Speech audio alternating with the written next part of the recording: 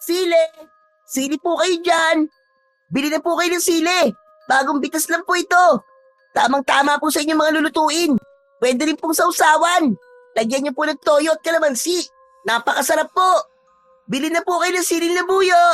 Lapit lang po kayo mga suki! Yan! Ganyan nga ang pag-aalok ng sili, apo! Nang makuha mo ang atensyon nila! Lolo naman hindi naman po sila bumibili sa atin ng sili. Hindi nga po nila pinapansin yung sigaw ko. Masakit na nga po itong lalamunan ko. Kakaalok sa kanila. Isa pa, napapansin ko po na parang umiiwas po sila sa atin. Dati naman po kapag nakikita po nila tayo, nag-uunahan sila sa pagbili sa atin ng sili.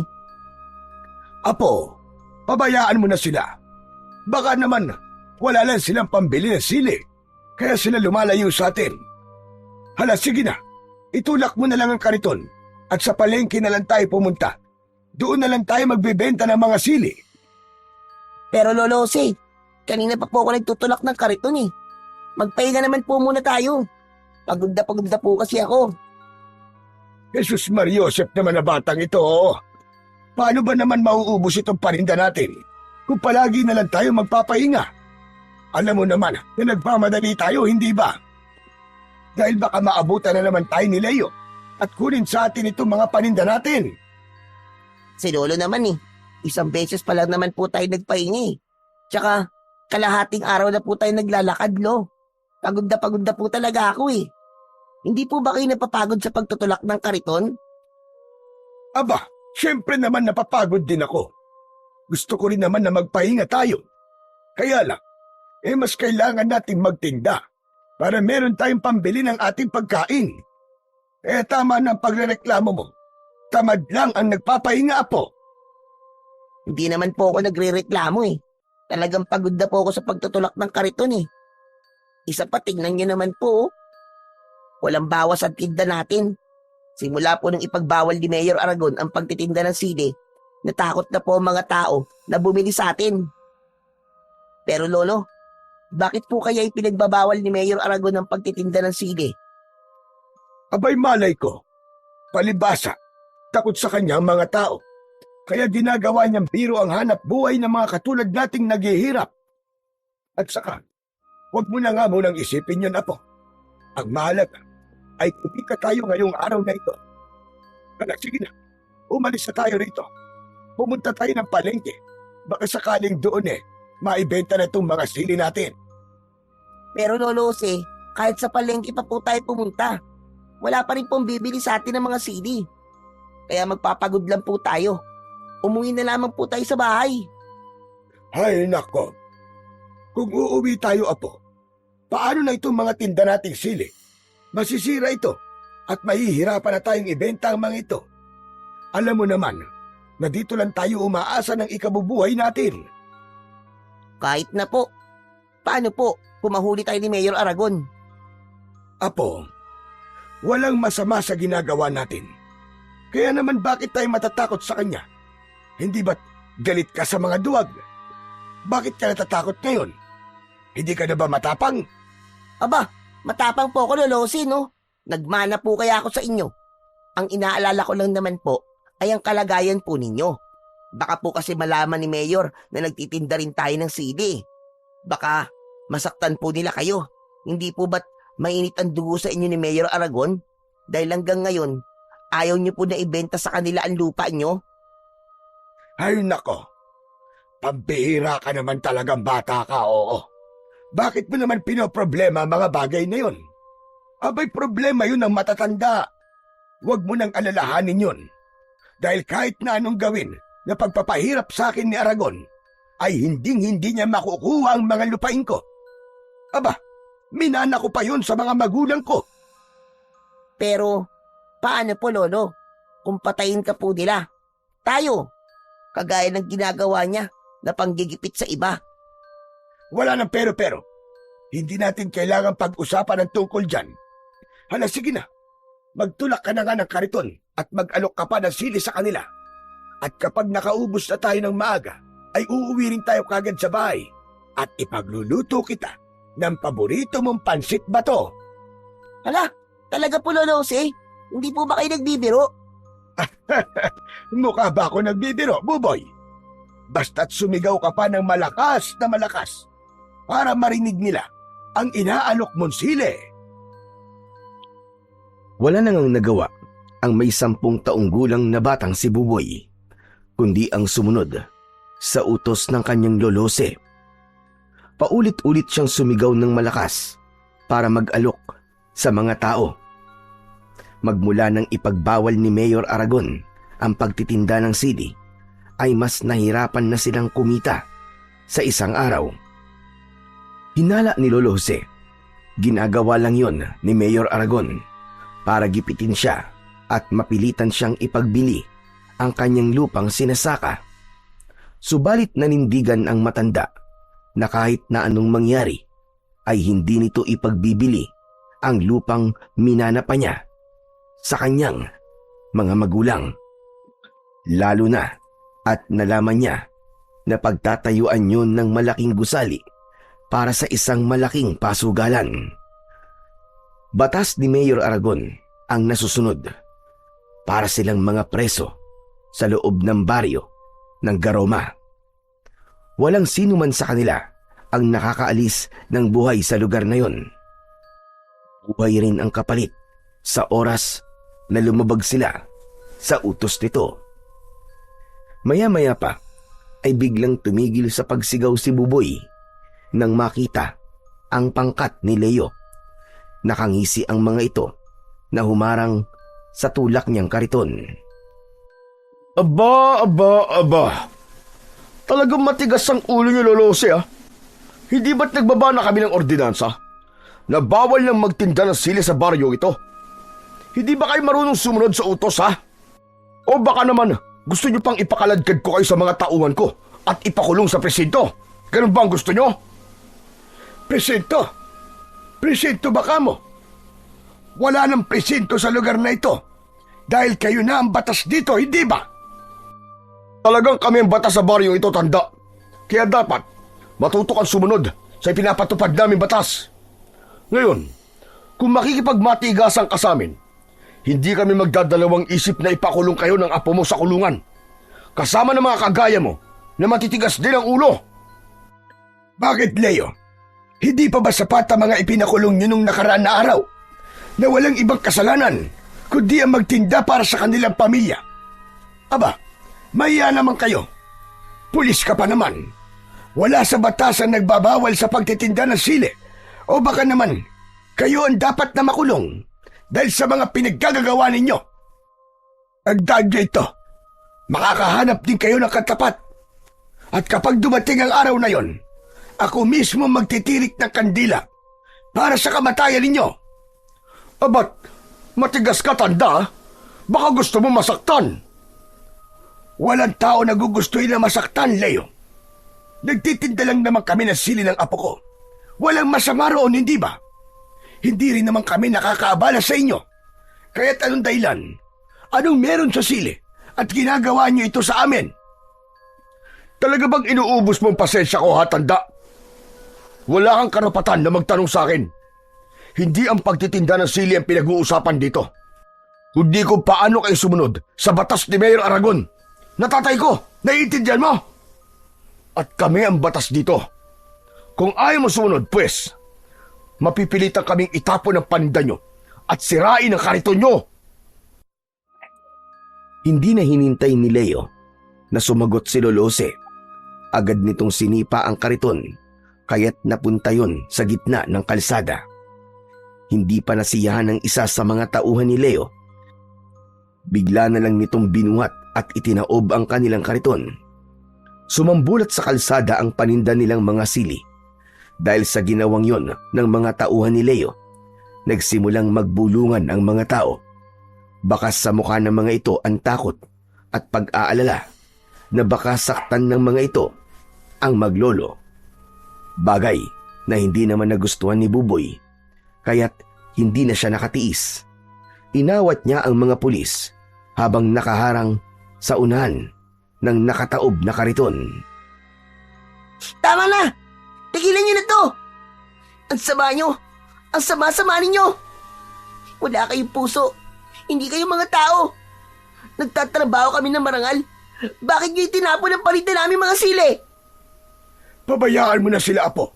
Halika, tulungan mo na lamang akong damputin ang mga sili. Pero Lolo Jose, mali po ito. Pababayaan niyo na lang po ba silang gawin sa atin to? Di niyo man lang po ba ipagtatanggol ang sarili niyo? Hindi po sila ang batas sa lugar na ito. At hindi rin po nila pag-aari ang baryong ito. Kaya wala po silang karapatan na pagbawalan po tayo sa pagtitinda ng sili. Ano ka mo? Ang tigas mong manalitang bata ka. Baka gusto mong ikaw ang itaktak namin dyan sa kalsada. Huwag niyo sasaktan ang apo ko. Hindi na kami magtitinda ng sili. Maawa na kayo. Huwag niyo nang patulan ng bata. Lolo, wala po silang awa. Kaya hindi niyo po kailangan magmakaawa sa mga yan. Mga halimaw po sila, Lolo. Apo, tama na. Sige na, pulutin na natin ang mga sili. Huwag mo na silang intindihin. Ang mahalaga, hindi naman nasira ang ating kariton. Yumuko si Lolose para damputin ang mga nagkalat na sili sa kalsada.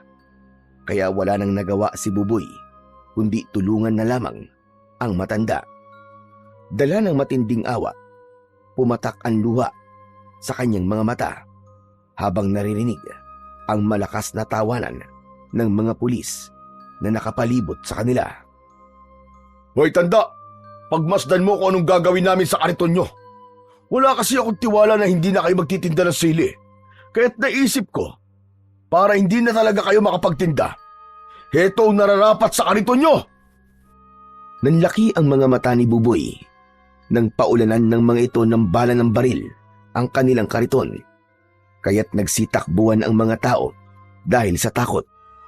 Nang mga sandaling yon, ay hindi na napigilan pa ni Buboy ang kanyang sarili. Hinawakan niya ang kamay ng isa sa mga pulis ni Leo at pilit na ibinaba ang hawak nitong baril. Nilambitin na niya ang braso nito at hindi pa siya nakontento. Kinagat niya ito sa kamay. Napasigaw ng malakas ang lalaki at muntik siyang barilin. Pabalyasan nitong itinulak pero muli niya itong pinigilan. Tama na po!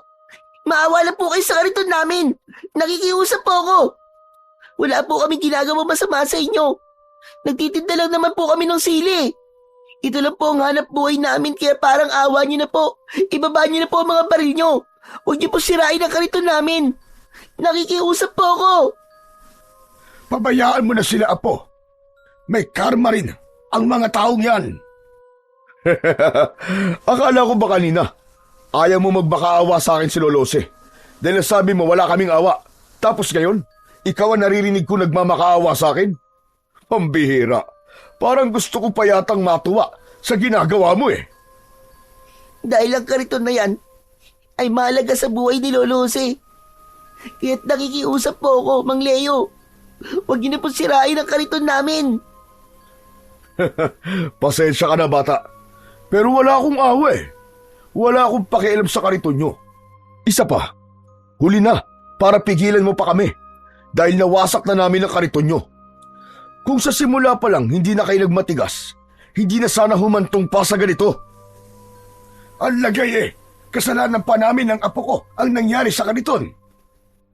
Tatandaan ko ang araw na ito. Darating din ang parusa para sa inyo. Dahil sa sinabing yon ni Lolo Jose, mas lalong tumindi ang galit ni Leo.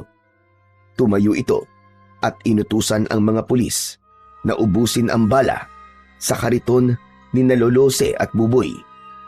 Sinikap ni Buboy na pigilan ang mga ito, ngunit itinulak siya ng lalaking hawak niya sa braso. Nawalan siya ng balanse at tumama ang kanyang ulo sa bato. Naramdaman niya ang pag-iinit ng kanyang ulo at napansin niya ang mapulang likido na umaagos sa kanyang noo. Nang makita yon ni Lolo Jose, ay agad itong lumapit sa kanya. Diyos ko, ang apo ko! Tulungan niyo kami! Ang apo ko! May dugo ang ulo niya! Saklolo! Tulungan niyo kami! Dala ng labis na sakit na nararamdaman ni Buboy, unti-unting nagdilim ang kanyang paningin hanggang sa mawalan siya ng malay. Takot na takot si Lolo Jose nang buhatin si Buboy at dinala sa tabi ng kalsada. Sakto naman ang pagdating ni Kapitan Maro na isa rin namang kaalyado ni Leo. Ano ka ba naman, Kapitan? Bakit ngayon ka lang dumating? Hindi mo ba alam na ang maglolo na yan ay nahuli ko nagtitinda ng sili? Pagsabihan mo mga yan, ha? At baka pati ikaw samain sa akin. Sa susunod na makita ko pa nagtitinda pa sila rito ng sili, alam mo na kung anong mangyayari sa pamilya mo. Naiintindihan mo? Sunod-sunod na napatango si Kapitan Maro at bakas ang takot sa mukha nito. Nang umalis ang mga pulis at si Leo, saka naman nilapitan ni Kapitan Maro si Lolo Jose na halos maiyak sa labis na pag-aalala kay Buboy. Sapo-sapo ng palad ng matanda ang dumudugong ulo ng kanyang apo. Tulungan mo ako, Kapitan Maro. Ang apo ko, dali natin siya sa ospital. Subalit umiling si Kapitan Maro at sinabi nitong sarado ang ospital, pati ang malapit na pagamutan. Siya na lang daw ang gumamot kay Buboy. Ang magagawa lamang daw nito ay ang ihatid sila sa kanilang bahay. Kaya naman, wala nang nagawa si Lolose, kundi ang iwanan ang kanyang paninda at iuwi si Buboy sa kanilang tirahan. Samantala, sa kabilang dako naman, habang nakasandal sa pader si Efren, umalingaw-ngaw ang sigaw ng pulis na nagbukas ng kulungan niya. Sinabi ng pulis na laya na siya at huwag na siyang babalik sa bilibid. 10 taon siyang nakulong sa salang pagpatay sa matanda na si Benito na pinuno ng mga aswang sa kanilang baryo. Isang paratang na hindi naman niya ginawa. Maswerte lang siya at isa siya sa mga nabigyan ng parol para makalaya ng maaga. Isang malalim na buntong hininga ang pinakawalan ni Efren. Dinampot niya ang bag, saka siya lumabas ng kulungan. Walang pamilya na susundo sa kanya dahil nalaman niya na namatay na ang kanyang asawa pagkatapos nitong manganak. Ang huling balita na lamang niya ay nasa pangangalaga ni Lolose, ang kanilang anak. Sumulat ito sa kanya at sinabing lumipat ang mga ito sa baryo ng Garoma, sa lugar mismo ng kanyang asawa na si Marisa. Maya-maya pa ay dumaan sa harapan niya ang isang truck na puno ng kahoy. Kinausap niya ang driver at tamang-tama ang biyahe nito ay doon din sa baryo na pupuntahan niya. Pagkalipas ng ilang oras na biyahe, pagbaba niya sa tulay ay nagpasalamat siya sa driver. Bago siya iniwan sa lugar na yon, sa tapat mismo ng arko ng baryo. Hindi siya pamilyar sa lugar na yon, kaya naman punong-puno ng pag-aalala ang kanyang dibdib. Wala siyang makitang sasakyan. Wala ring mga bahay na nakatayo sa gilid ng kalsada. Kahit ang mga tao sana na pwede niyang pagtanungan ay wala rin. Kaya't nagpasya na lamang si Efren na maglakad papasok sa baryo. Anak nang, pambihira naman buhay to. Ilang minuto na ako naglalakad pero wala pa rin sasakyan. Kapag nagkataon, dito pa yata ako matutulog sa kalsada. Ano ba kasing klaseng lugar ito? Saglit na napahinto sa paglalakad si Efren dahil sa wakas ay may nakita na siyang mga tao. Ngunit abala ang mga ito sa pagtingin sa lalaking nakahiga sa lupa. Nagmamadali si Efren na lumapit sa mga ito. Magtatanong sana siya nang mapansin ang lalaking dilat ang mga mata. Nakaluwa ang lamang loob at halos maputol ang leeg sa hibla ng mga buhok na nakapulupot dito. Natitiyak niyang aswang ang pumatay sa lalaki. Diyos ko, hanggang dito ba naman?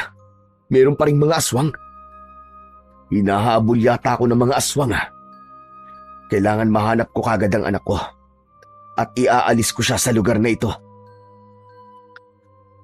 Nagsimula si Efren na magtanong sa mga tao. Subalit lahat ng lapitan niya ay umiiwas at hindi nakikipag-usap sa kanya. Wala siyang natanggap na impormasyon na makapagtuturo sa bahay ni Lolose. Pinili na lamang niya na umalis sa lugar na yon at ipagpatuloy ang kanyang paglalakad. Hanggang sa madaanan niya ang isang lalaking pilay at isang magandang babae na may dala na labahin. Nilapitan niya ang mga ito at nagtanong, Sandali lang miss. Pwede ba magtanong? Ito ba talaga ang baryo ng Garoma? Pasensya na. Hindi kasi ako taga rito eh. Tama ba tong lugar na napuntahan ko? Tsaka, baka naman may kilala kayong Lolose. Tumango ang babae bilang tugon sa tanong ni Efren. Nagulat siya dahil pipi ang babae. Kaya ang sumagot sa kanyang tanong ay ang lalaking pilay na kasama nito. Ayon sa lalaki, ay kilala nito si Lolose at tama ang lugar na pinuntahan niya. Subalit sinabi rin nito na kung maaari ay bumalik na lang daw siya sa lugar kung saan siya nanggaling dahil hindi na raw ligtas ang baryo para sa mga katulad niya na dayuhan. Pero taga rito po ang asawa ko eh. Namatay na siya. Pero nandito ho ang anak ko at inaalagaan po ni Lolose. Baka naman po alam niyo kung saan siya nakatira. Wala po kasi akong ibang mapupuntahan eh. Sila na lang po ang pamilya ko. Nagkatinginan ang dalawa at tumango bilang tugon. Nakilala nga ng mga ito si Lolose. Itinuro ng dalawa ang direksyon kung saan siya pupunta. Basta ang natandaan niya ay malapit raw sa simbahan ng Garoma, ang bahay ng matanda. Pagkatapos na magpasalamat ni Efren, ay nagsimula na siyang maglakad at iniwan ang dalawa. Kaya lang, hindi pa man siya nakakalayo sa mga ito, ay narinig na niya ang sigaw ng mga taong nakausap niya kanina. Kasunod ng malakas na tawanan ng mga lalaki at ingay ng tunog ng makina ng sasakyan. Napalingon siya sa gawi ng mga ito at nakita ang isang lalaki na nakaharang sa dalawa. Sandali lang, nene. Nagmamagandang loob lang naman ako sa'yo. Sige na naman. Pumayag ka nang ihatid kita sa bahay niyo. Pero ang gusto ko, ikaw lang ha. Iwan na natin ang pilantod mong ama.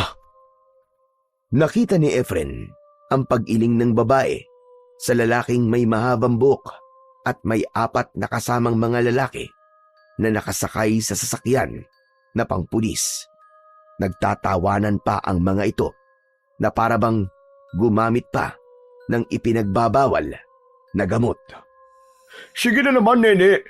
Gusto mo bang mapahiya ako sa mga barkada ko, ha? Gusto mo ba yun? Nasa mukha ko ba ang gagawa ng masama? Mabait ako, nene. Kaya sige na, sumama ka na sa amin.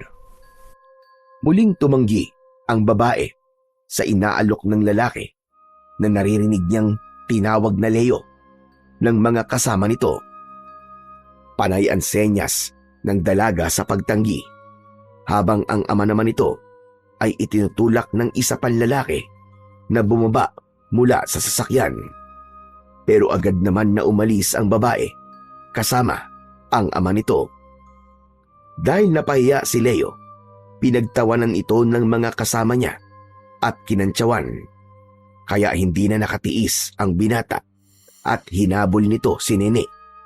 Niyakap kagad nito sa bewang ang dalaga at dinala sa madilim na bahagi ng kakawyan. Ang ama naman ng babae ay agad na pinagsusuntok sa sikmura ng mga kasama ni Leo hanggang sa mawalan ito ng malay. Malakas ang iyak ng dalaga kaya't mabilis na tumakbo si Efren para tulungan si Nene. Nadatnan niya na pinagtutulungan ng mga lalaki na pagsamantalahan ang dalaga na kahit sa kabila ng kapansanan nito ay sinikap pa rin itong manlaban at magpumiglas. Ano ka ba? Huwag ka nang pumalag. Mabilis lang to. Ibigay mo na sa amin ang inaasam-asam namin na ligaya. Sige na! Huwag ka nang manlaban nang hindi ka na masaktan. Hindi na natapos ni Leo ang iba pa nitong sasabihin nang dinakot kagad ni Efren ang damit nito at sinuntok sa muka. Sinundan pa niya yon ng isa pang sipa na tumama naman sa sikmura nito. Bumagsak ito sa lupa habang namimilipit sa labis na sakit. Ang isa naman na lalaki na nakatayo ay binato ni Efren ng dala niyang bag. Tumama yun sa muka ng lalaki at bumagsak din ito sa lupa habang ang natitirang dalawang lalaki na sumugod sa kanya ay sinalubong naman niya ng tig-isang suntok sa muka. Bumagsak ang mga ito sa tabi ni Leo. Sakto yun na sinusubukan ni Leo na muling bumangon. Pero dahil nadaganan ito ng dalawang kaibigan, muli itong bumagsak sa lupa habang nagmumura. Lintik! Sino ba nakialam sa atin? Ano ba? Bumangon kayo! Sugurin nyo! Uling umatake kay Efren ang mga tauhan ni Leo.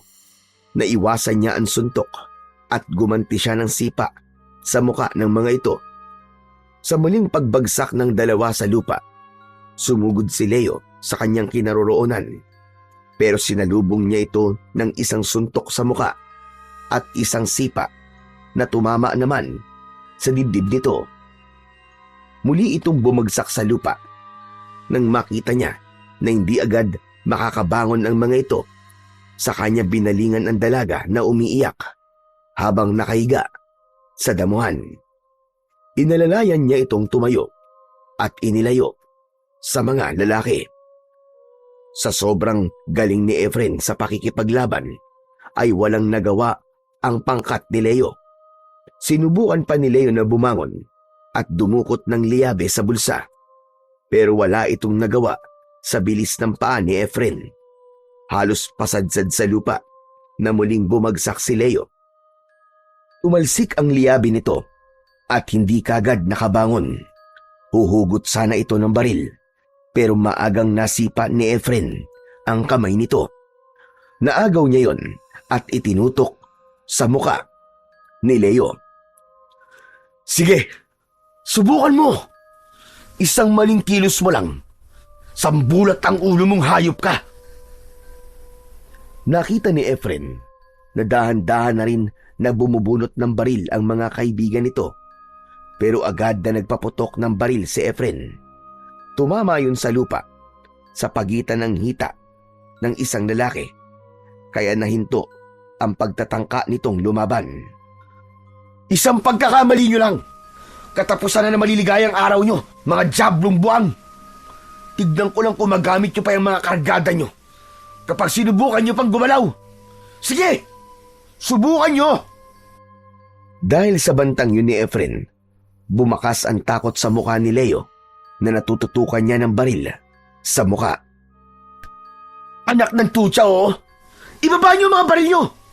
Kung ayaw nyong butasin ko ng bala ang mukha ng lalaking to, sige na, ibaba nyo na!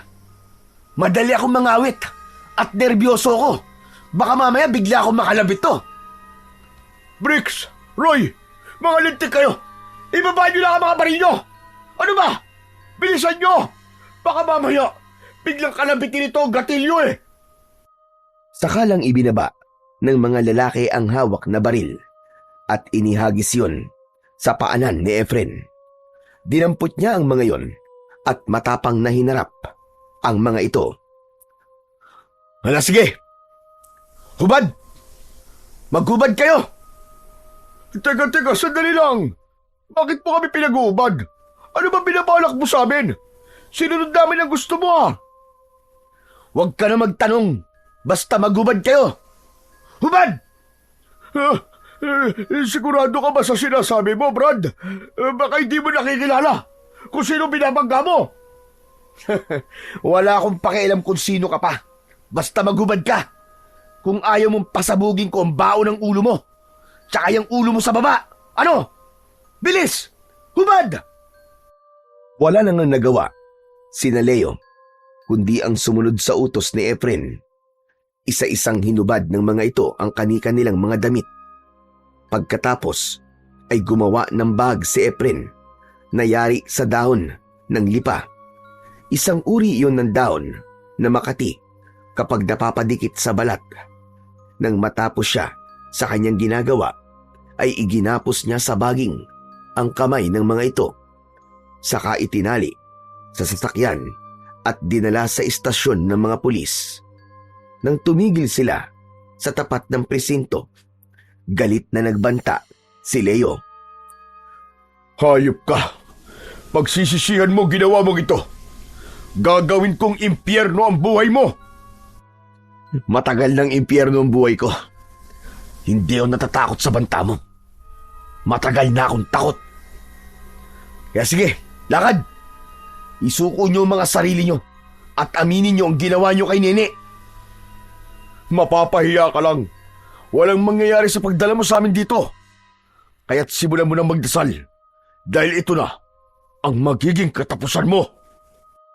Saad ni Leo habang namimilipit ito sa labis na kati.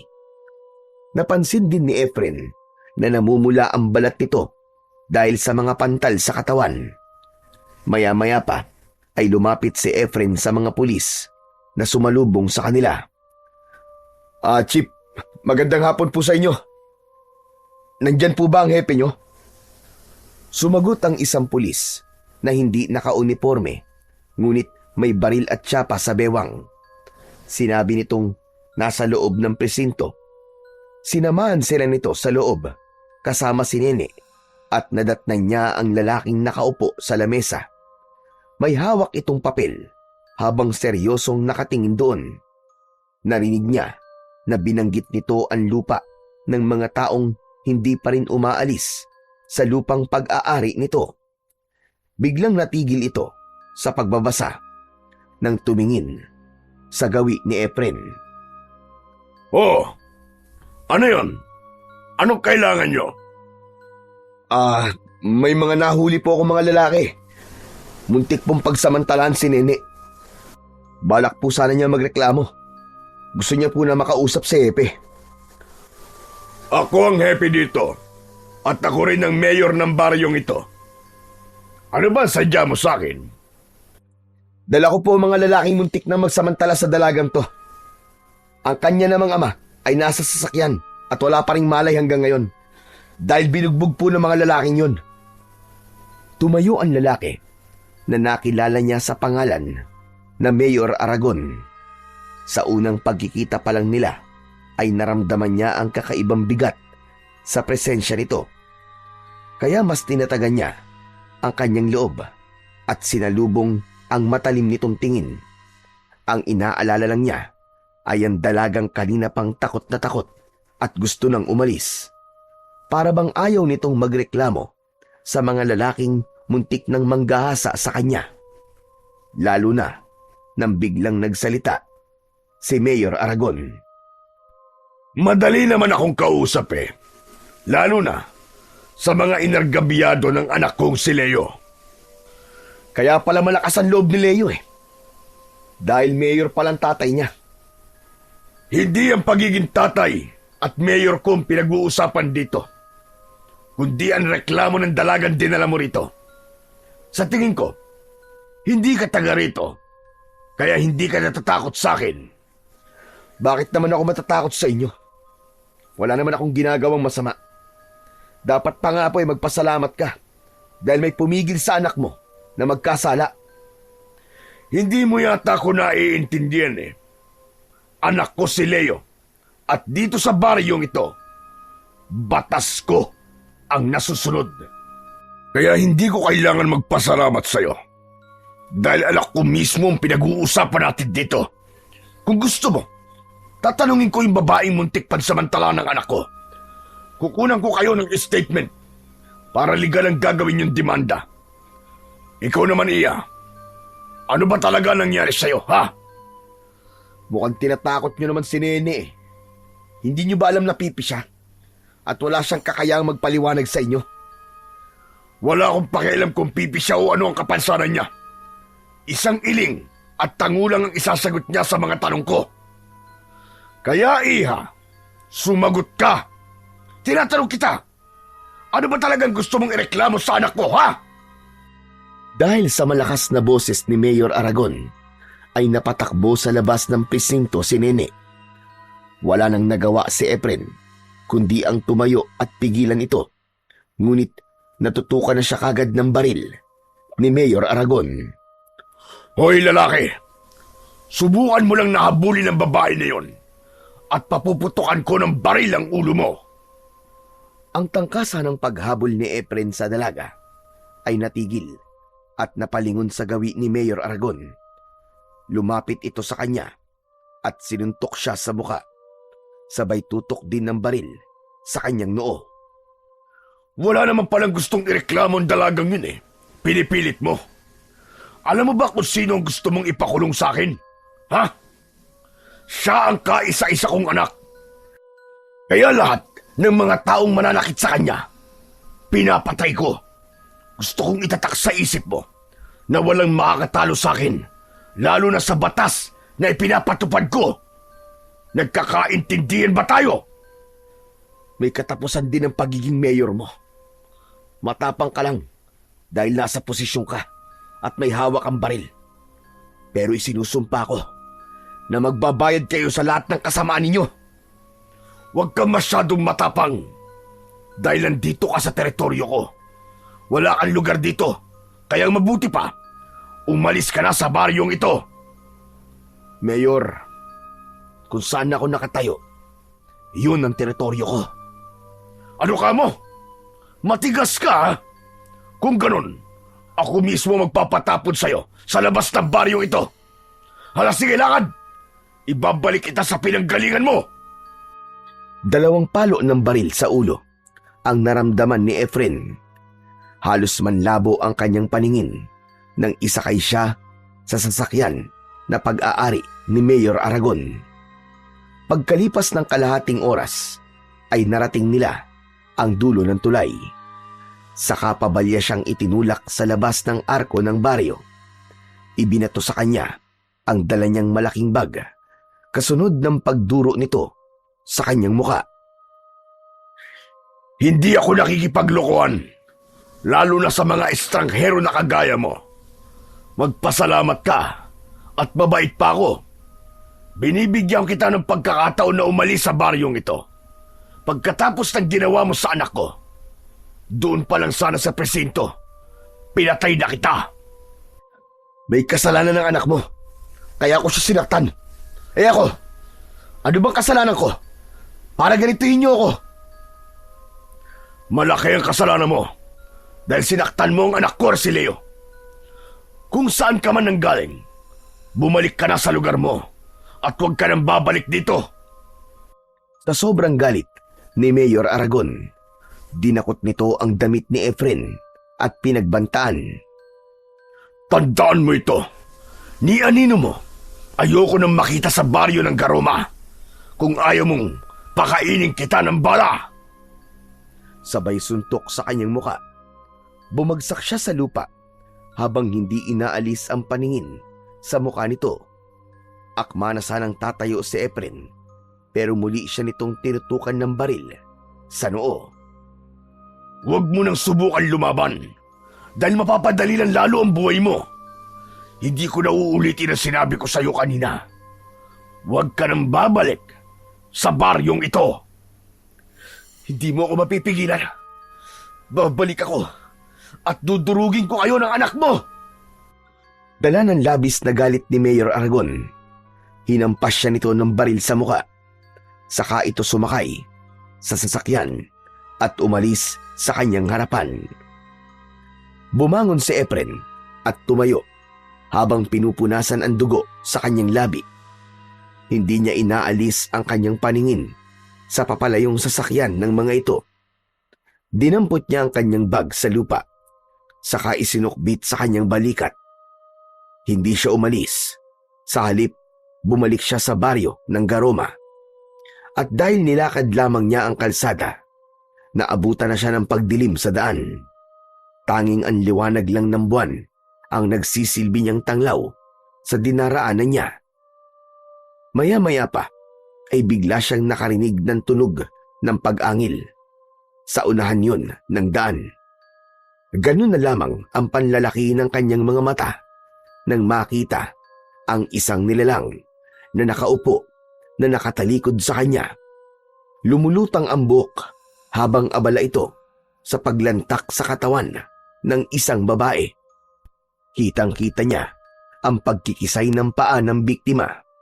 Mabilis niyang dinukot ang bote ng langis na may dinikdik na sili sa kanyang bulsa. Nilapitan niya ito at agad na binuhusan. Nagulat ito at napatayo na humarap sa kanya habang umuusok ang katawan. Yan ang nararapat sa'yo, halimaw ka! Lumayo ka sa babaeng yan! Dahil sa labis na sakit, ay napasigaw ang aswang at nagmamadaling umalis. Yun nga lang, dala nito ang katawan ng biktima. Hindi na naabutan pa ni Efren ang nilalang na tumakas dahil masyadong madilim ang daan. Kaya nagmamadaling umalis sa lugar na yon si Efren. Pagkalipas ng ilang minuto, ay narating niya ang sentro ng baryo ng Garoma. Nakita niya na marami pa rin tao sa daan, kaya hindi siya nahirapan na magtanong kung nasaan ang bahay ni Lolose. Ngunit nabigo siyang makatanggap ng maayos na sagot sa mga ito. Kaya sa uli, sa simbahan siya pansamantalang nakituloy at nagpalipas ng gabi.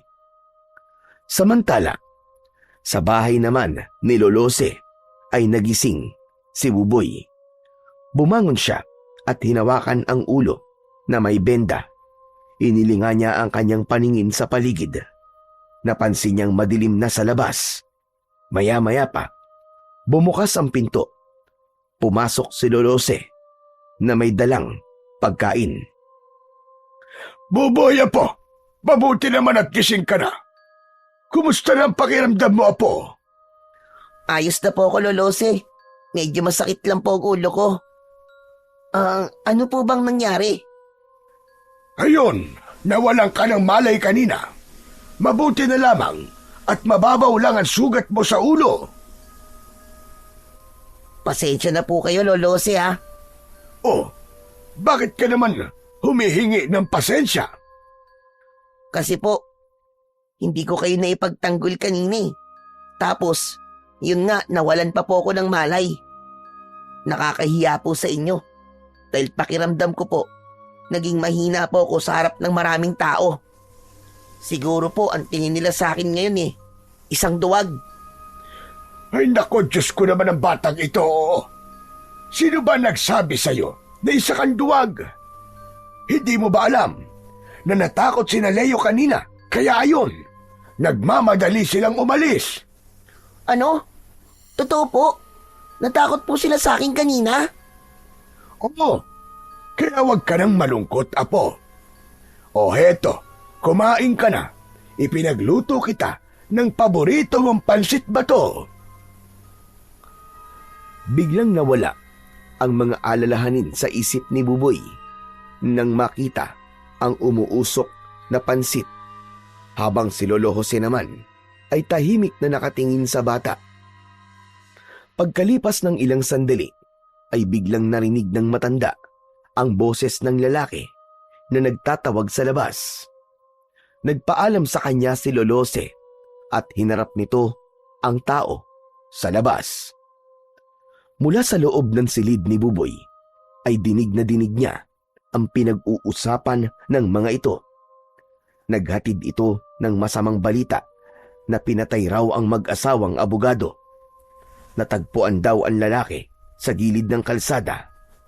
Wakwak ang tiyan, nagkalat ang laman loob sa paligid at nasasakal ng mahabang buhok sa leeg.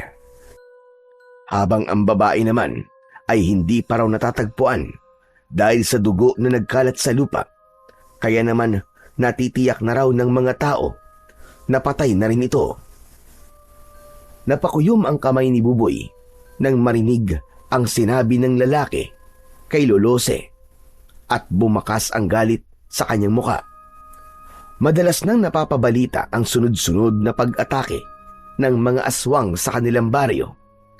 Hinala ng lahat ng mga tao na kagagawan daw yun ni Mayor Aragon na may alagang mga aswang para patayin ang lahat ng kumakalaban dito. Dahil doon, hindi na napigilan ng matanda ang labis na galit. Mga demonyo! Demonyo talaga! Talagang sagad na sa buto kasamaan ng hayop na mayor na yan. Tipunin mo mga kasama natin bukas. Kailangan na natin pagplanuhan ng maigi ang pagpapatalsik sa alkalde na yan. Bago pa nila tayo maubos, kailangan mapatay na rin natin ang mga alagad niyang aswang. Narinig ni Buboy ang pagtugon ng lalaking kausap ni Lolose. Nagpaalam na ito sa matanda, kasunod ng yabag ng paa, papalapit sa kanyang kwarto. Maya-maya pa ay pumasok ito sa loob. Wala na nag-iisang tagapagtanggol natin, Apo. Pinatay na kagabi ng mga aswang. Diyos ko, nag-aalala ko na baka isang araw ako naman ang guluhin ng mga aswang na yun. Ipagbili ko na lang kaya ang lupain ko, Apo. Wag po, Lolosi. Ito na lang po natitirang alaala nyo sa mga magulang nyo, di po ba? Ipaglaban nyo po ang karapatan nyo. Wag po kayo matakot sa kanila. Hindi naman ako natatakot sa kanila. Nag-aalala lang ako sa kaligtasan mo. Wag nyo po akong alalahanin. Naniniwala po ako na walang mangyayaring masama sa akin, Lolo. Kaya po natin to.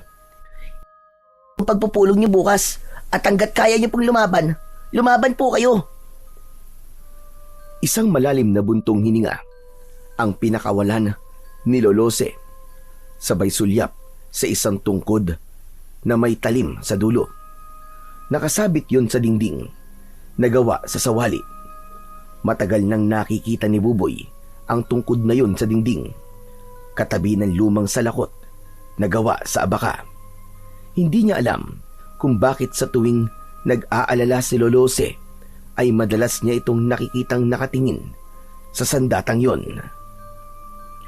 Lolose, sa inyo po ba ang tungkod na may talim po sa dulo? Hindi sa akin ang tungkod na yan, Apo. Pag-aari yan ng isang dating manunugis ng mga aswang na iniligtas ko sa kamatayan. Alam mo bang, mahusay rin siyang magtanim at magtinda ng sili. Magaling din siyang makipag-usap sa mga tao. Sayang lang at nakulong siya.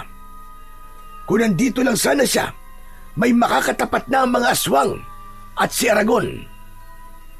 Kung ganun po, matapang po pala ang manunugis na yun, Lolose. Bakit naman po siya nakulong? Ano pong kasalanan niya? Inako niya ang kasalanan ng iba. Siya ang naabutan ng mga pulis. Bumalik kasi sa dating anyong aswang na yon.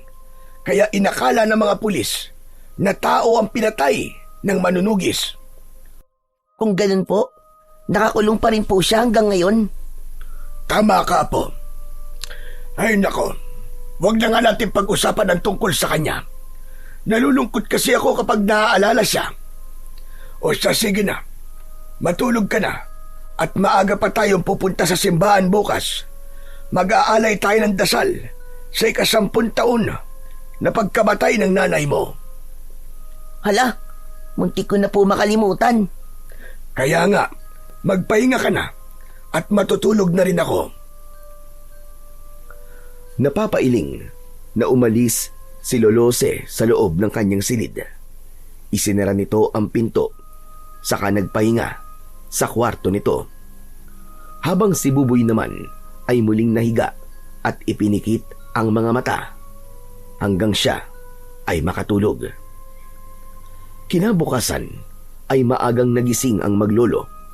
Umalis sila at tinahak ang daan papunta sa simbahan. Samantala, sa simbahan naman ay nagising si Efren nang marinig niya ang pagsisimula ng misa. Nasa ilalim siya ng bangko sa likod ng altar, kaya hindi siya napansin ng mga tao doon. Inayos niya ang kanyang sarili at bumangon. Pagkatapos ay lumapit sa mga nakaupong mga tao at nakinig sa sermon ng pari.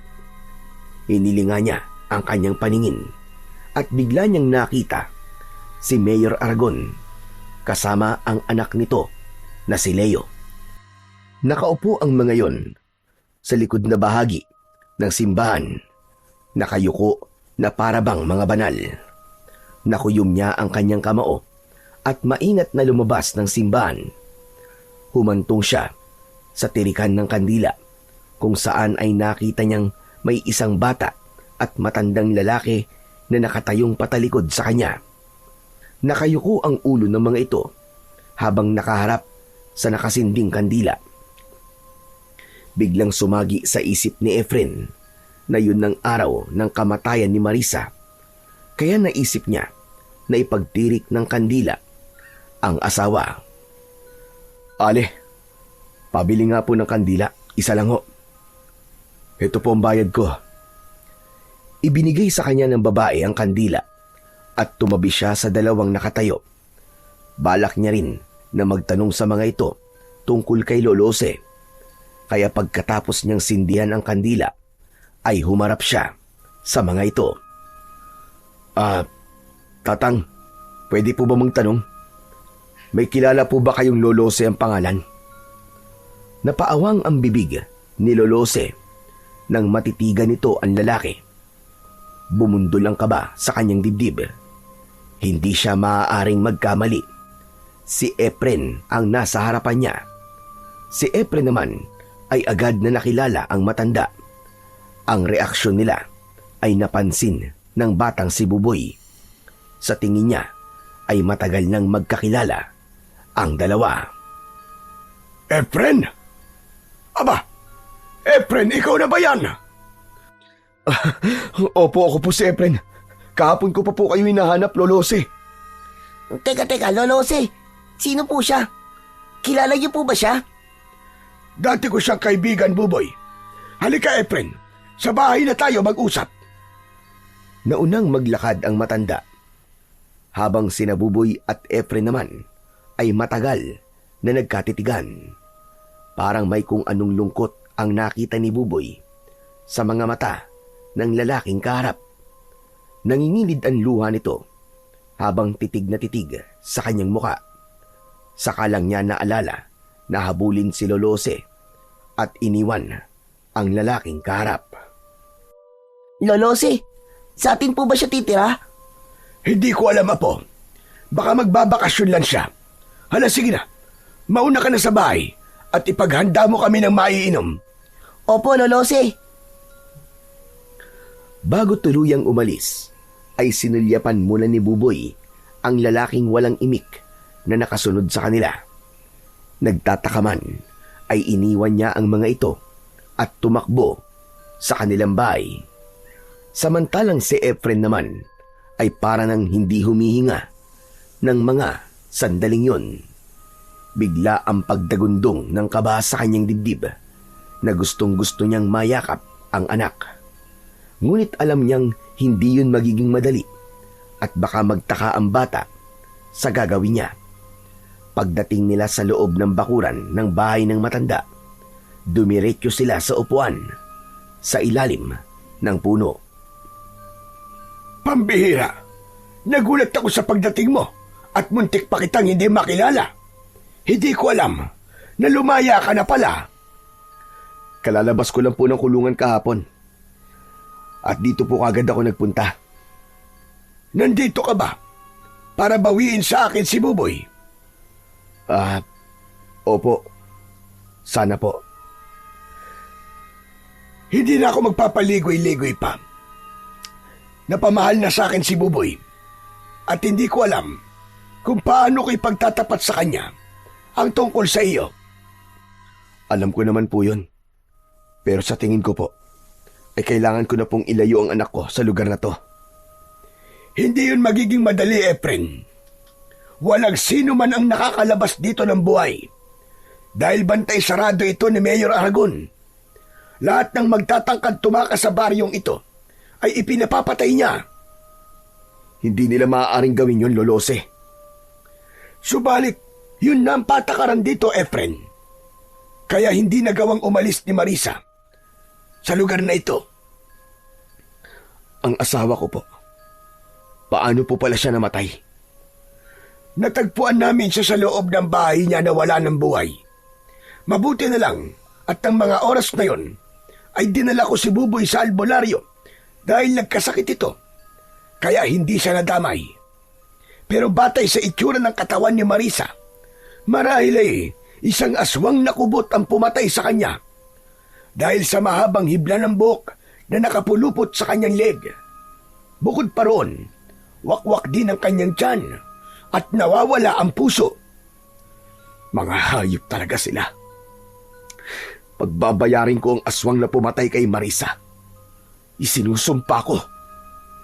Efren, marami ng pinatay ang aswang.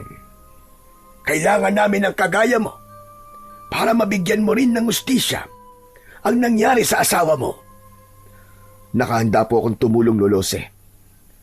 Nag-aalala lang po ko para kay Buboy. Baka malaman niya ang nangyari sa kanyang ina. Kaya nga, hanggang ngayon ay hindi ako nagkikwento tungkol kay Marisa. Pero hindi magtatagal, malalaman at malalaman niya rin ang tungkol sa nangyari sa kanyang ina. Mas mabuti po na kung wala muna siyang malalaman tungkol sa nangyari kay Marisa. Hindi niya pa po maiintindihan ng lahat. Masyado pa siyang bata. Habang nag-uusap, sina Lolo Jose at Efren ay nakasilip naman sa bintana si Buboy. Dala ang 2 baso ng kape na iaabot niya sana sa mga ito. Kaya lang ay nakita niyang seryoso ang pinag-uusapan ng dalawa. Hindi kaya siya ang kaibigan ni Lolo Jose? Siya kaya ang nagmamay-ari ng tungkod na may talim sa dulo? Naku, kapag nagkataon, meron na magtatanggol sa amin ni Lolo Jose. Kung ganun, matapang pala siya. Bumakas ang tuwa at pag-asa sa mukha ni Buboy nang maisip niya ang bagay na yon. Maya-maya pa ay ibinalik niya muna ang tasa sa loob ng kanilang kusina at hinayaan niyang mag-usap ang mga ito sa labas.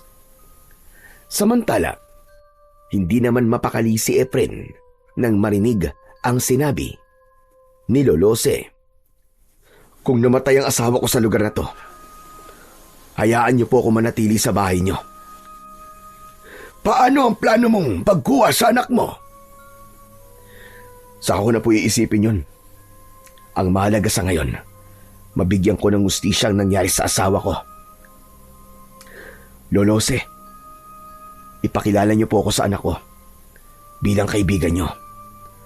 Mananatili mo ng lihim ang pagkatao ko sa kanya. Sige, ikaw ang bahala. Pero sikapin mo muna na hindi mahalata ng mga kalaban ng totoong pakay mo sa pananatili mo sa baryong ito. Huwag po kayo mag-alala. Hanggat kaya ko, ay hindi ako lilikha ng gulo. Gagawin ko ang lahat para hindi kayo mapahamak. Lalong-lalo na po ang anak ko. Mabuti naman kung ganon. Ano na ang plano mo ngayon, Efren? Magtitinda po ako ng sili. Tutal, yun naman po ang dati kong hanap buhay.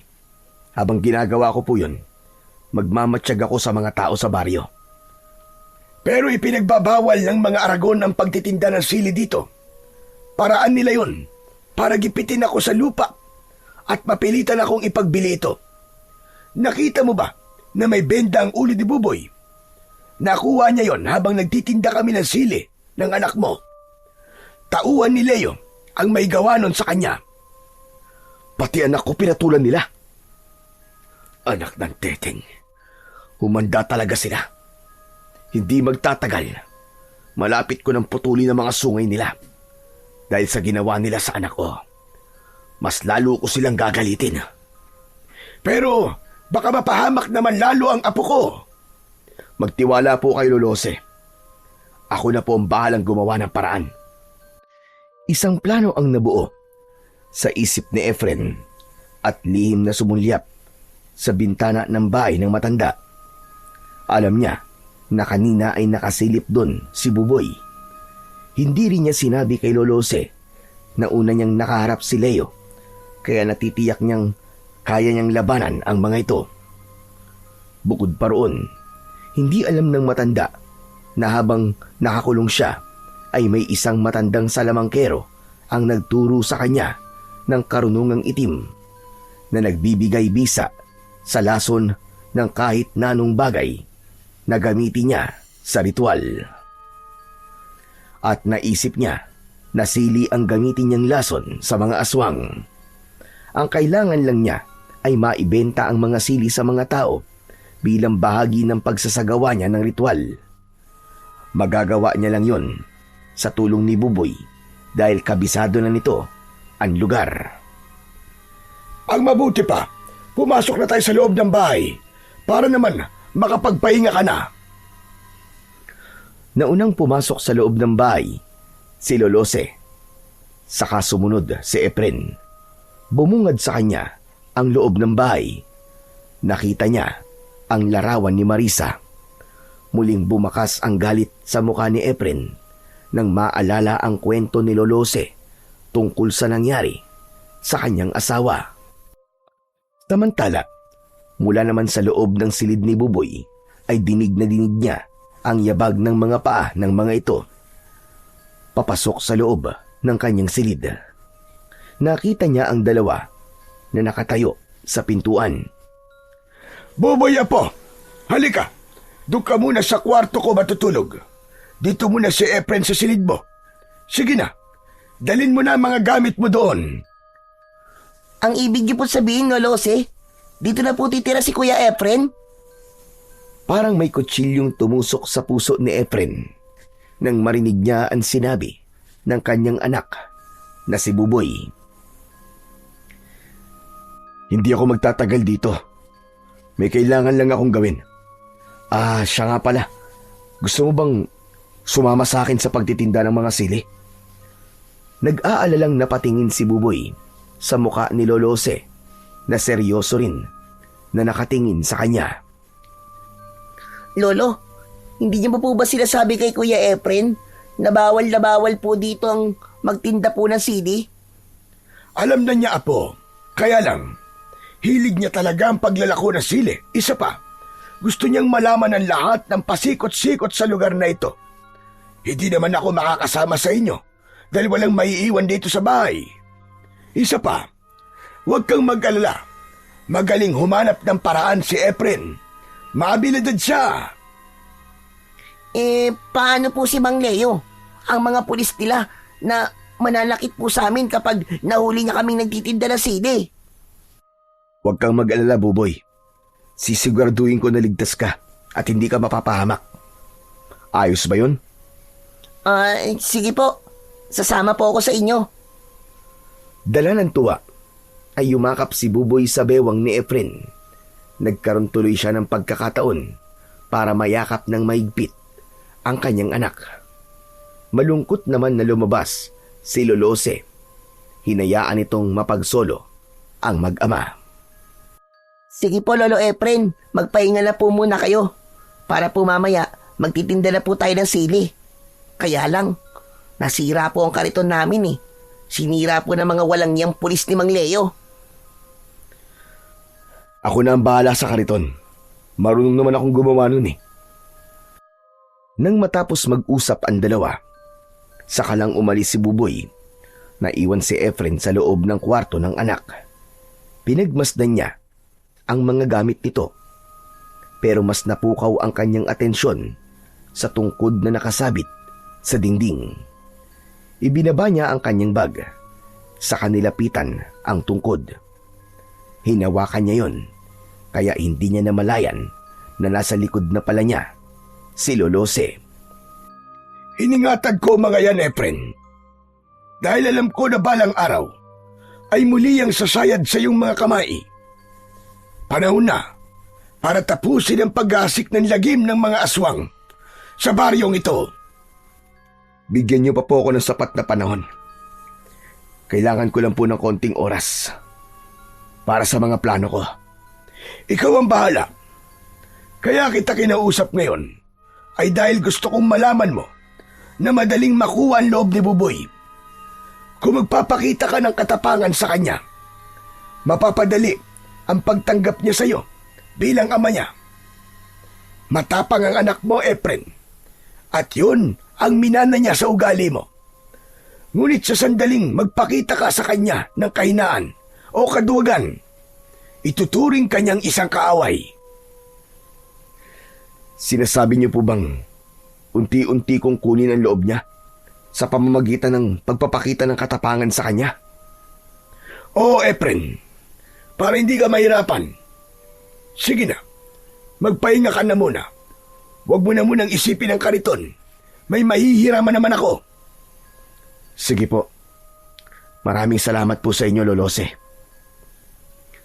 Nang umalis si Lolose, ay nagpahinga muna saglit si Efren sa katre ng kanyang anak, habang nananatiling nakatingin sa bubong. Pagkalipas ng isang oras, ay bumangon si Efren. Nagpalit siya ng damit. Nang matapos sa ginagawa, ay lumabas siya ng kwarto. Nakita niyang naghihintay sa kanya si Buboy sa tabi ni Lolose. Nakangiti ito at handa nang magtinda ng mga sili. Kanina ko pa po kayo hinihintay, Kuya Efren. Nanghiram na po kasi si Lolo ng kariton sa kapitbahay namin eh. At nahihanda ko na rin po ang mga paninda natin na sili. Ganun ba? Sige, lumakad na tayo. Mabuti pa nga. At kanina pa akong kinukulit ni Buboy na puntahan ka na sa silid mo. Tama-tama lang ang oras na ito para maglako ng mga sili. Basta't kapag natalaw nyo ang pangkat ni Leo, umiwas na muna kayo para wala ng gulo. Lolo, ngayon pa po ba kami iiwas? Kasama ko na po ang tao magtatanggol sa atin.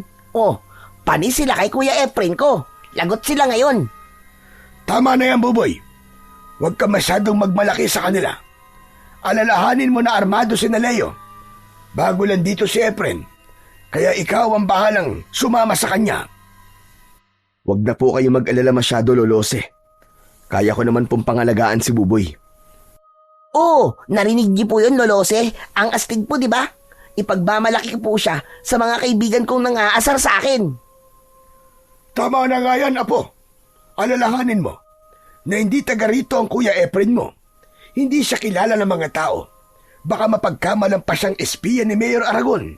Mas lalo tayong magkakaproblema. Kaya't sige na, umalis na kayo para makabalik din kayo na maaga. Sige po, aalis na po kami, Lolose. Naunang lumabas si Buboy. Saka sumunod si Efren. Nakita nila kagad ang kariton na may kalumaan na at sa loob ay nakalagay ang 3 basket ng sili. Saka magkakasabay nilang itinulak ang kariton. Sa unahan pa lang ng daan ay pinagtitinginan na sila ng mga tao. Nagtataka si Efren kung bakit gano'n na lang ang pag-iwas sa kanila ng mga tao. Pasensya na po kayo, Kuya Efren, ha? Hindi ko pala nasabi sa inyo na takot po ang mga tao na bumili ng CD. Ayaw po kasi nilang lumabag sa batas po ni Mayor Aragon. Hindi maaari. Kailangan mapilitan sila na bumili sa atin ng sili. Kahit 5 tao lang na magbibigay ng barya kapalit ng sili. Bakit po natin sila pipilitin, Kuya Efren? Ano po bang gagawin niyo po sa barya? Sa ako na lang sasagutin ang mga tanong mo, Buboy. Sa ngayon, magtiwala ka lang sa akin. Sige na, maglako na tayo ng sili. Alokin mo silang lahat. Agad naman na sumunod sa utos ni Efren si Buboy. Kaya umalingaw-ngaw ang malakas nitong sigaw. Sili! Sili po kayo dyan! Bili na po kayo ng sili, bagong pitas lang po! Mga suke, bili na po kayo! Paulit-ulit na sumigaw si Buboy, ngunit patuloy rin na lumalayo ang mga tao sa kanila. Habang si Efren naman ay lihim na pinag-aaralan ang kilos ng mga tao. Walang bakas ng pagkahawa ng mga aswang sa mga ito. Maya-maya pa, si Efren naman ang nag-alok ng sili sa mga tao. Ale, bili na po kayo ng sili. Kahit magkano po, ibibigay ko po sa inyo ang lahat ng to. Akma na sanang tatalikod ang ale kay Efren, pero hinawakan niya ang kamay nito at iniabot ang 1 dakot na sili. Kaya wala nang nagawa ito, kundi ang magbayad. Nakita rin ni Efren ang babaeng pipi na si Nene. Nang magtama ang kanilang paningin, ay nahihiyang nagtago ito sa likod ng ama. Nilapitan niya ang mga ito. Nene, huwag ka na matakot. Hindi naman ako galit sa ginawa mo eh. Naiintindihan ko kung bakit natakot ka. Huwag mo lang isipin ang mga nangyari. At teka, siya nga pala. Nahanap ko na pala si Lolo Jose. Salamat sa inyo ni Mang Pidring ha. Dahil sa sinabing yun ni Efren, bumili ang mga ito ng sili sa kanila. Mabilisan ang kanilang ginawang pagpapalitan. Kaya ang mga nakakitang tao ay mabilis din na lumapit sa kanila at bumili rin ng mga sili. Makakatulong po sa inyo mga sili. Kung totoo pong may aswang na kubot sa lugar na to, malakas na pangontra ang sili sa kanila. Dahil sa mga sinabi ni Efren, nagunahan sa pagbili ng mga sili ang mga taong naroroon, habang si Buboy ay hindi makapaniwala na ganun kabilis mauubos ang kanilang paninda. Mahusay sa pakikipag-usap ang kaibigan ng kanyang lolo. Kaya naman, ginanahan na rin siya sa paglalako. Nang konti na lang ang natitira sa basket, ay hindi nila inaasahan. Nahihintuan sila ng sasakyan ng mga pulis at nagmamadaling bumaba mula roon ang 4 na lalaki, kasama si Leo. Sa una ay hindi nito napapansin si Efren at si Buboy kagad ang nilapitan nito. Agad na dinakot ni Leo ang damit ni Buboy. Ang tigas talaga ng pagmumukha mong bata ka eh, no? Hindi ba't sinabi kong hindi ka na magtitinda ng sili sa baryong ito? Hindi ka ba talaga marunong madala, ha? Hoy, bitiwan mo ang bata, pare. Wala siyang laban sa'yo. Dahil sa pagkakahawak ni Efren sa kamay ni Leo, ay nabaling ang atensyon nito sa kanyang muka. Hindi nito kagad naalala ang muka niya, pero nang lumapit ang isa sa mga kaibigan nito at sinabi na si Efren ang taong bumugbog sa kanila, biglang bumakas ang galit sa muka ni Leo. Kaya nalaman ni Buboy na talaga palang matapang si Efren.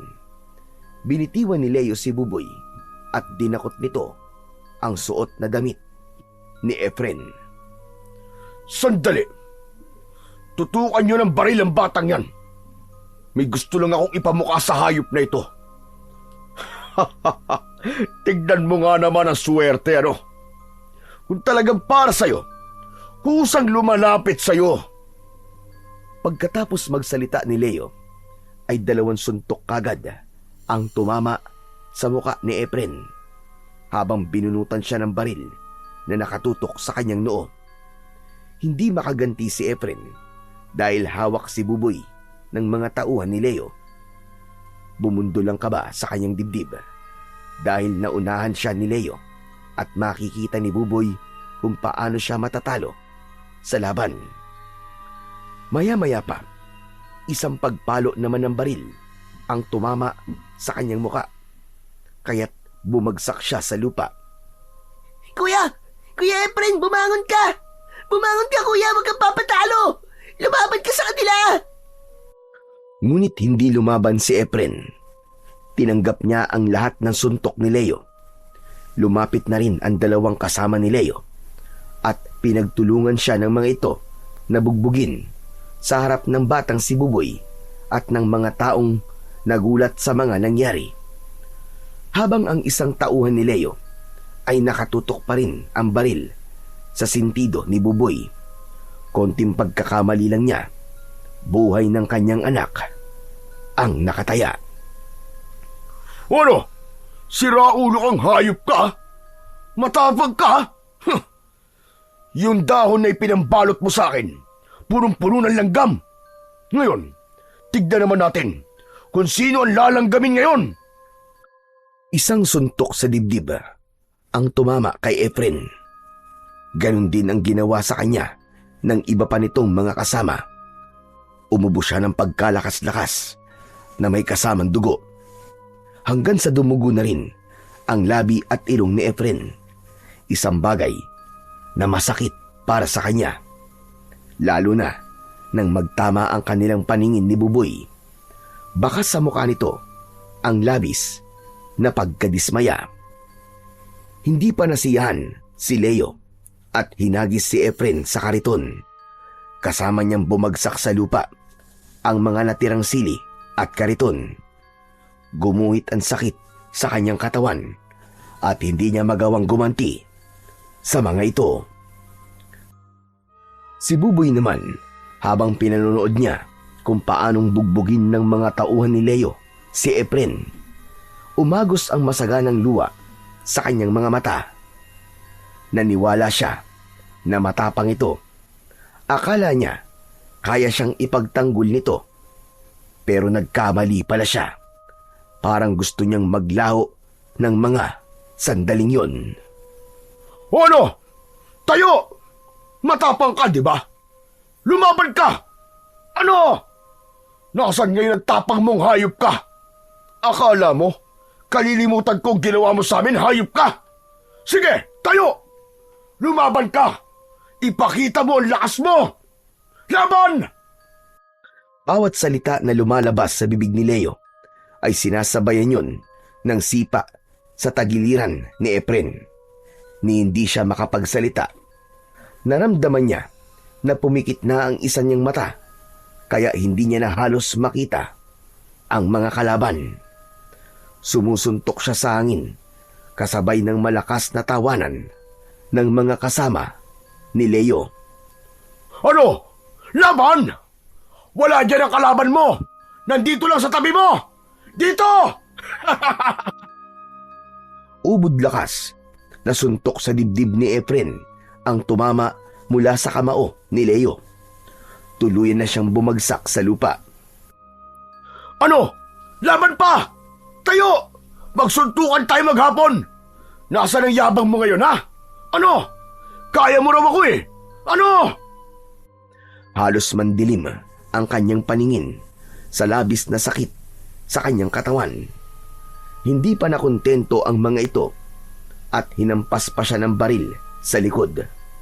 Kaya wala na siyang ibang paraan kundi palihim na usalin ang isang orasyon na magpoprotekta sa kanyang katawan. Kaya nang akma na sanang papaluin siya ng baril sa ulo, biglang nanigas ang kamay ng lalaking papalo sana ng baril sa kanya. May kung anong malakas na puwersang hindi nakikita na pumipigil sa kamay ng lalaki, kaya't bumagsak ito sa lupa. Inakala naman ni Leo na wala nang malay si Efren, kaya't iniwan siya nito na nakahiga sa lupa. Narinig na lamang niya ay ang malakas na pagharurot ng sasakyan ng mga ito papalayo sa kanya. Dala ng matinding awa ni Nene at Mang Pidring, inalalayan siya ng mga ito na tumayo. Sa pagkakataong yun, nakita niya si Buboy na ayaw lumapit sa kanya. Buboy! Buboy! Duwag! Duwag ka! Duwag! Habang sinasambit yun ni Buboy, ay papalayo ito ng papalayo sa kanya. Iniwan siya nito sa gitna ng kalsada.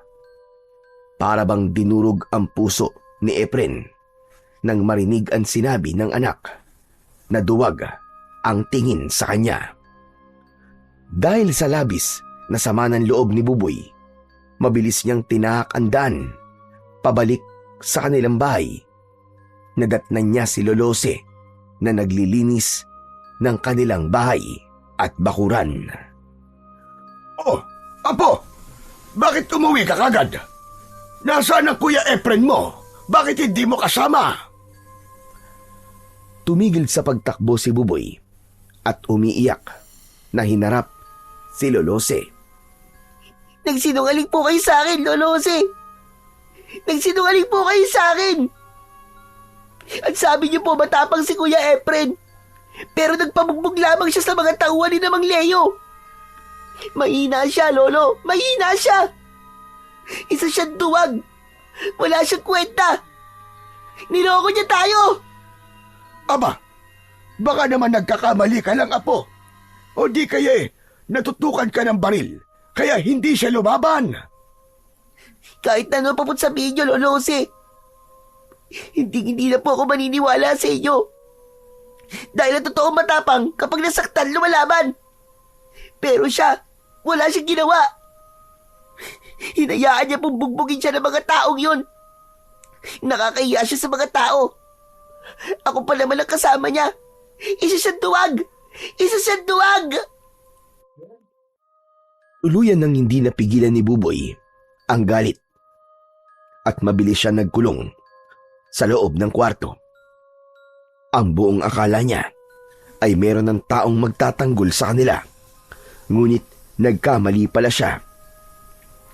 Pagkalipas ng ilang minuto ay narinig niya na dumating si Efren, kausap si Lolose. Lolose, si Buboy po. Nasaan po siya?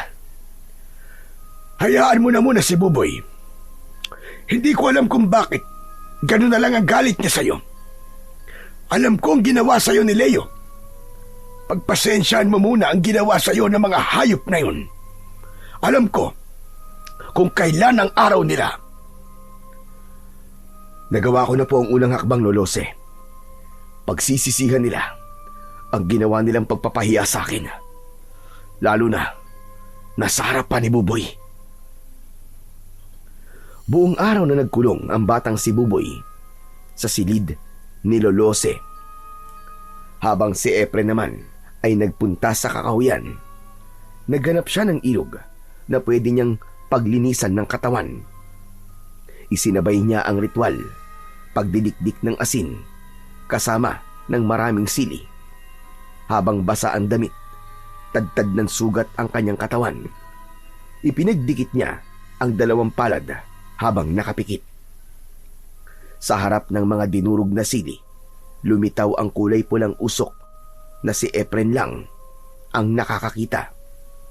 Umangat yon at bumalot sa kanyang buong katawan, maging sa kanyang palad. Kasunod ng pagkakaroon ng liwanag sa kanyang mga mata, unti-unting naghilom ang kanyang sugat sa katawan.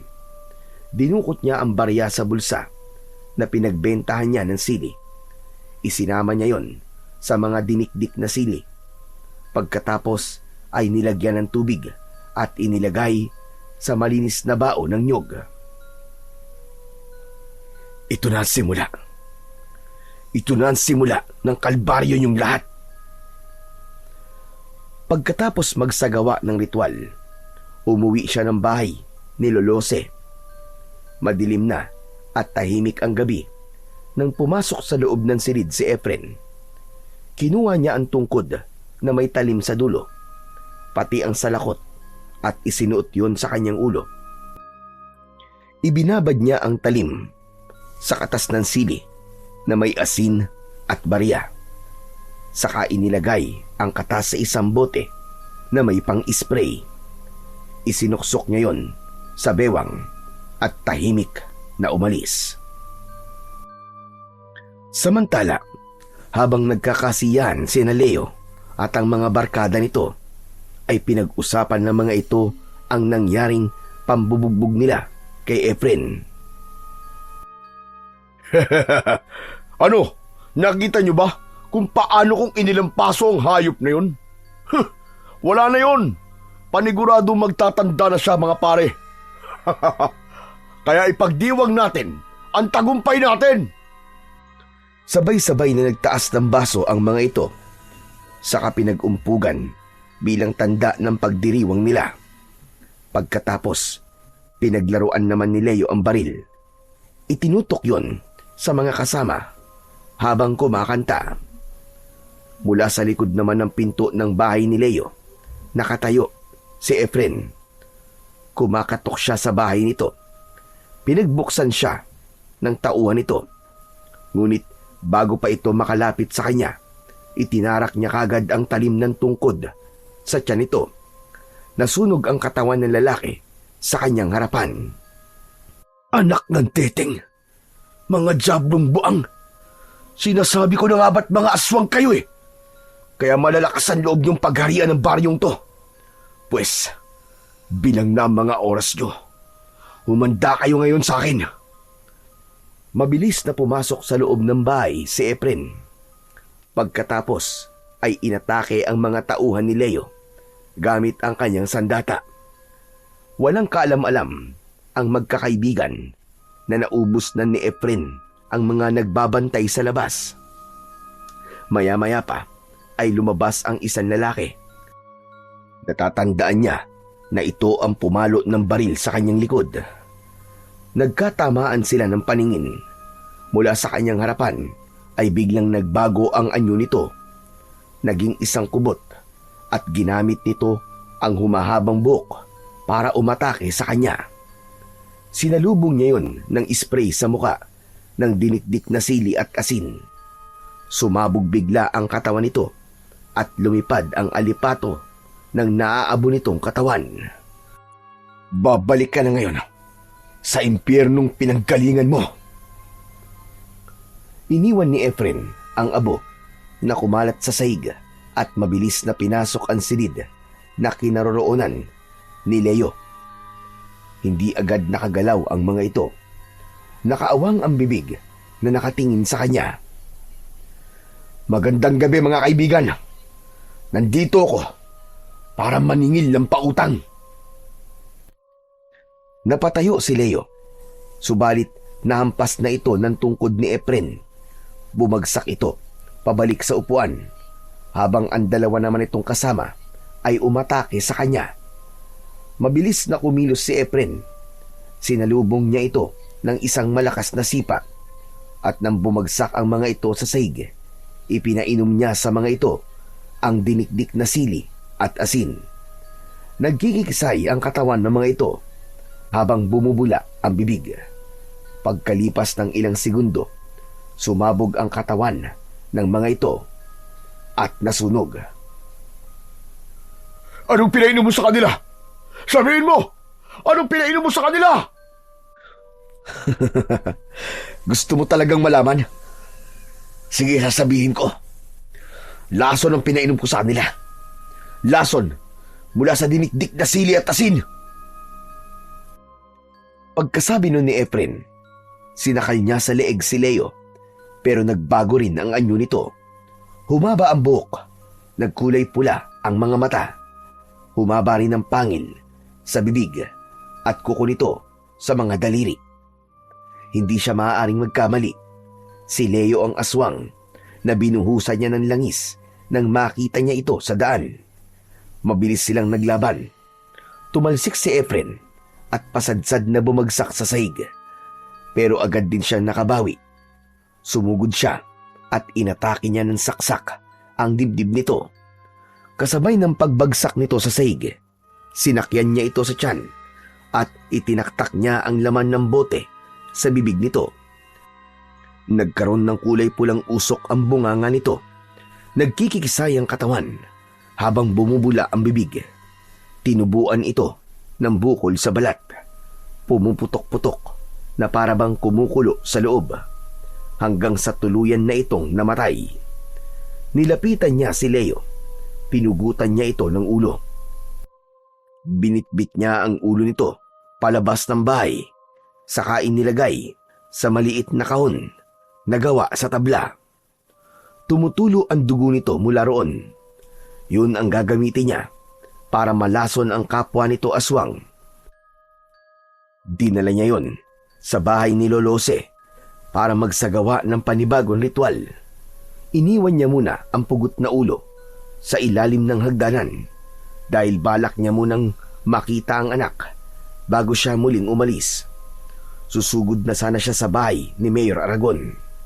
Ngunit isinasabit pa lang niya ang tungkod sa dingding nang marinig niya ang boses ni Buboy sa kanyang likuran.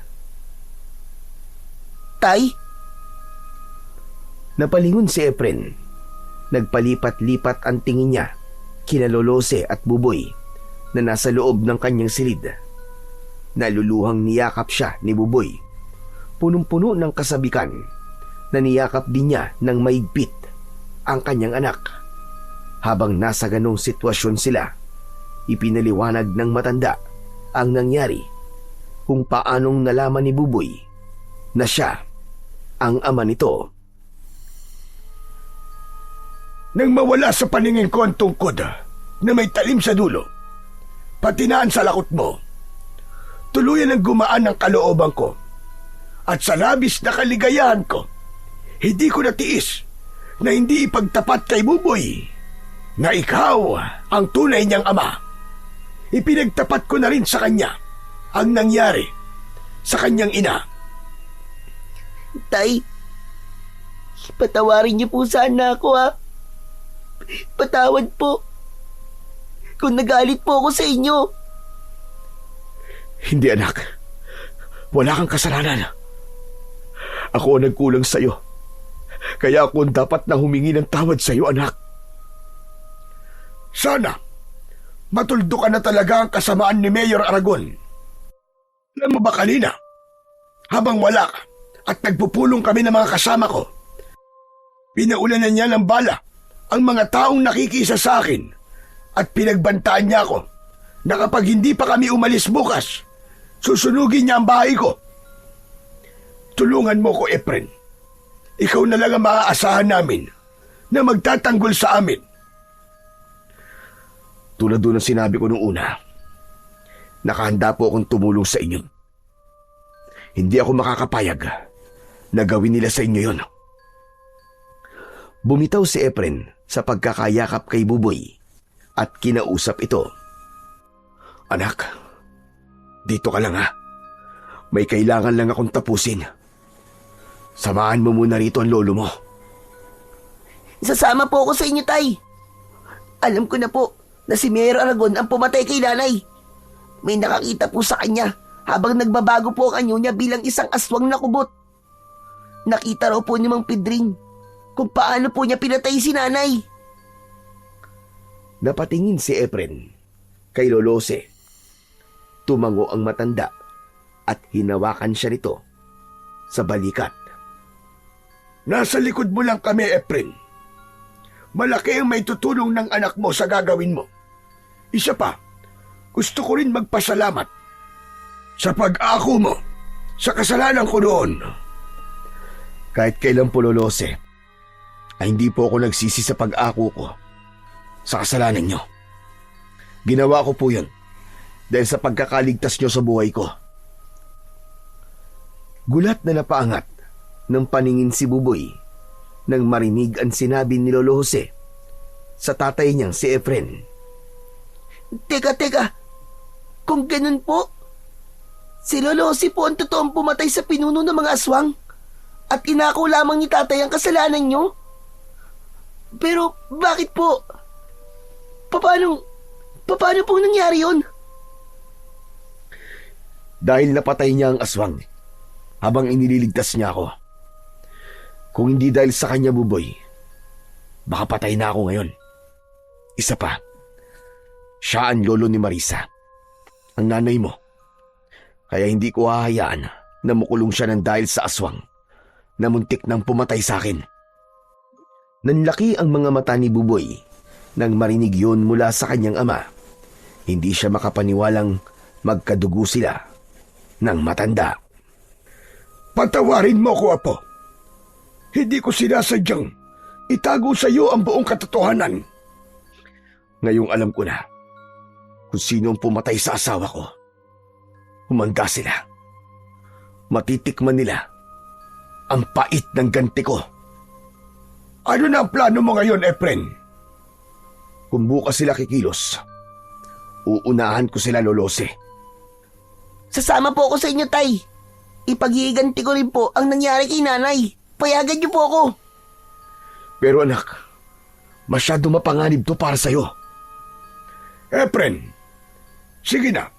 Isama mo na si Buboy. Kabisado niyan lugar. Teka, saan ba ang balak mong pumunta? Doon po, sa mansyon ni Mayor Aragon. Ipapadala ko sa kanila ang pugot na ulo ni Leo. Ibubuhos ko sa ulo ng anak niya ang katas ng lason ng dinikdik na sili at asin at barya. Sa sandaling makita nila ang laman ng kahon, lahat ng makakakita sa pugot na ulo ay makakalanghap ng lason mula sa singaw ng sili. Ako po ang gagawa ng paghatid ng kahon sa mansyon, Tay. Gusto ko pong makita kung paano pong masaktan ang hayop na Mayor Aragon na yun sa pagkawala ng kanyang anak. Nang maranasan naman niya ang sakit na naranasan ko nang malaman kong ginawa niya sa nanay ko. Tama si Buboy Efren. Malaki ang may tutulong ni Buboy sa paglusob natin sa mansyon nila.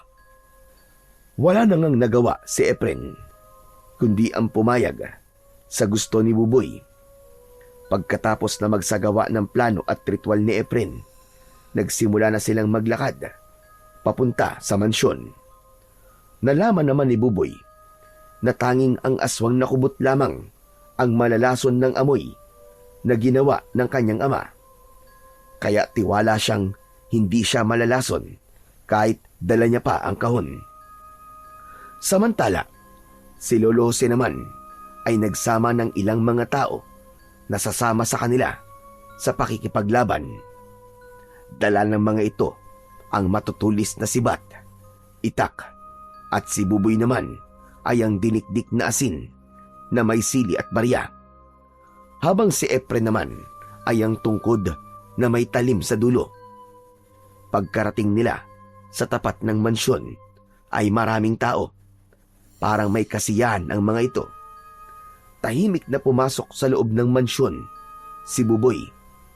Dala ang kahon na nakabalot pa sa papel na pangregalo.